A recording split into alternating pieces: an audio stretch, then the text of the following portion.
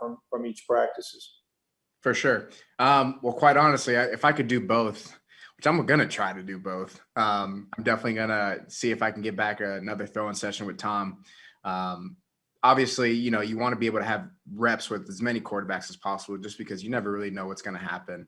But for me, I do consider myself in a way a rookie coming here into Tampa, obviously not knowing that many people on the team, just getting, accustomed to a new football team. Not even only that, but just with the precautions of COVID and everything, it's just a little different. And just how OTAs are working out this year just makes it a little more difficult. So for me, the more I can be around the players, the more I can be around the staff, the more I can be around the facility, the better I'll be. Obviously, I'm just going to really consider myself a rookie just because in a way I am. So just very new, but yet at the end of the day, it's still football. So the more reps, the more repetition that I can get with anybody, I'm all for it.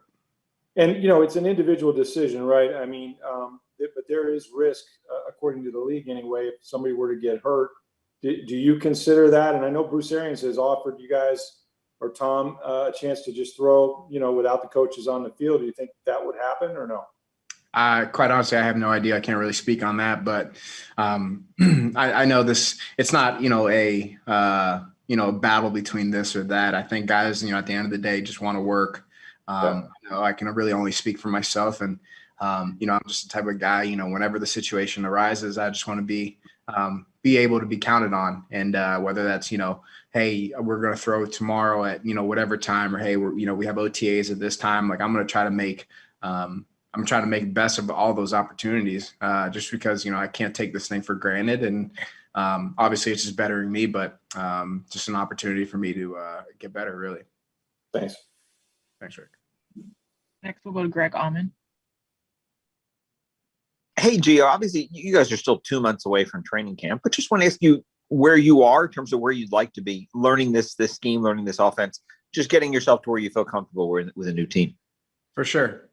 Obviously, there's always an adjustment that comes with an unfamiliar situation. And so for me, obviously, learning the playbook is key. And then obviously going out and, applying that playbook on the field and playing fast. So there's always a learning curve with learning something new. And every day I'm going to, continue to keep getting better, hopefully, continue to keep learning. Then things will continue to keep coming easier for me. And by the time, mini camp rolls around or training camp rolls around, I'll be full tilt and ready to go. And I won't really have to think so much on the field. So right now, obviously, there's plenty of thinking going on. It's a new system, but just make the best of all the opportunities and learn from the mistakes, and just continuing to keep getting better every day.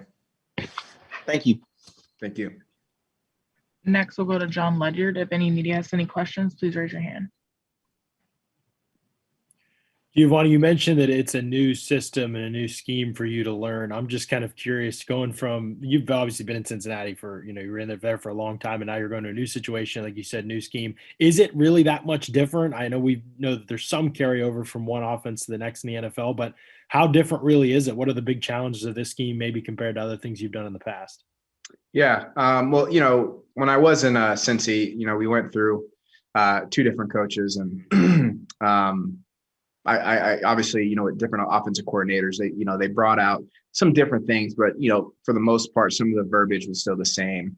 Obviously when Coach Taylor got there, he implemented his own offense, and there was a bit of a change, but everybody was kind of going through that. But coming here, I am the oddball out. I'm the guy that doesn't necessarily know the new scheme just because I wasn't here last year. So a lot of guys had an opportunity to obviously, play underneath that scheme for the past 2 years or a year. So they understand it a little bit more than I do. But my job right now is to obviously, speed everything up, get to understand the playbook as fast as I can. Just when I do go out there and compete with the guys, I'm not really thinking too much. So obviously this offense is just, for me, it's a little bit different.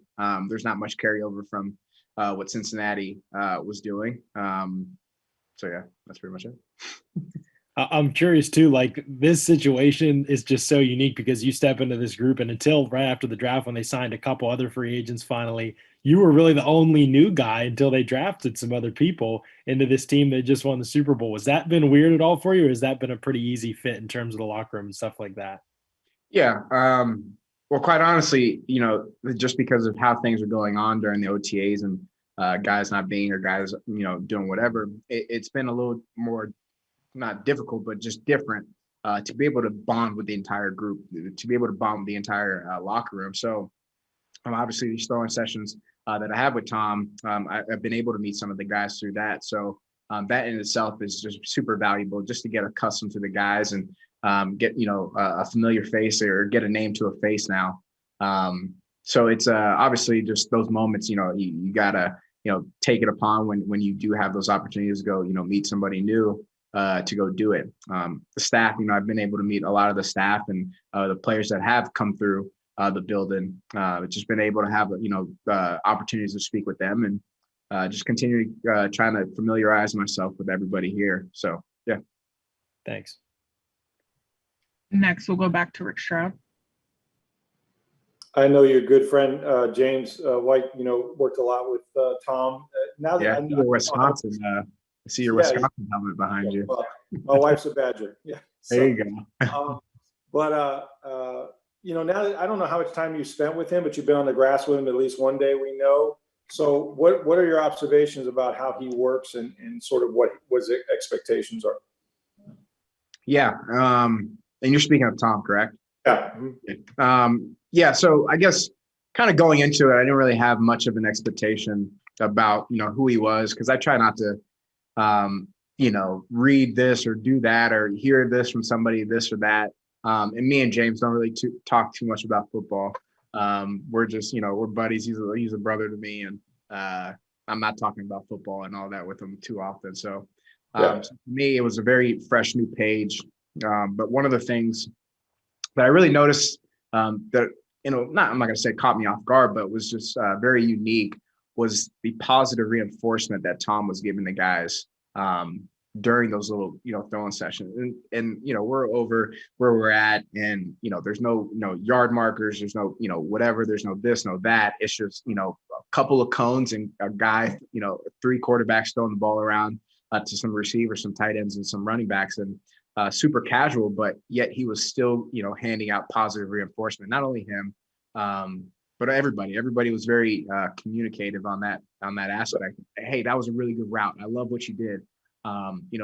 Continue to do this or don't do this, don't do that. Hey, there's still a lot of communication happening, and it's not just going out there and they're throwing the ball around. There's work being done. There's progress being made. And I just noticed that was just kind of one of the things that I just noticed. He continued to give positive reinforcement to everybody. It wasn't just like, okay, hey, Gronk's running this route. Let me just go ahead and, say, hey, great route. No, it was everybody. He said it to everybody. So it was just very unique. And yeah. Thanks. Next, we'll go to Josh Allen. Hey, Gio, just kind of want to ask you your overall first impressions of the facility, of the staff, the playbook, your teammates and everything. What's the general feel that you're getting and of the city of Tampa itself? Yeah, just obviously, I'm from South Florida, so the heat and all that. I would say I'm quite used to it, but obviously you have the football aspect, so it could be a little different. But as far as the staff, the coaches, the cooks, the trainers, the strength coaches, the media relation folks, everybody's been super welcoming, and they run this thing truly like a business. There's a ton of people, but everybody has a specific job, which is just really neat to see. And if you need somebody to fix something or you need help with this, you know exactly who to go to, and they have a phone number ready so you can give that person a call. So it's been super nice to be able to. My whole process right now is just trying to try to remember everybody's name while learning a new playbook. So hopefully I haven't ID'd somebody. But it's an awesome place, and I'm just thankful to be a part of this organization now. And obviously, at the end of the day, what I want to do here is just be a tool for everybody, and whatever I can do, wherever I can fit, just want to help out. All right, that's all we have time for. Appreciate you taking the time, Giovanni. Thank you, guys.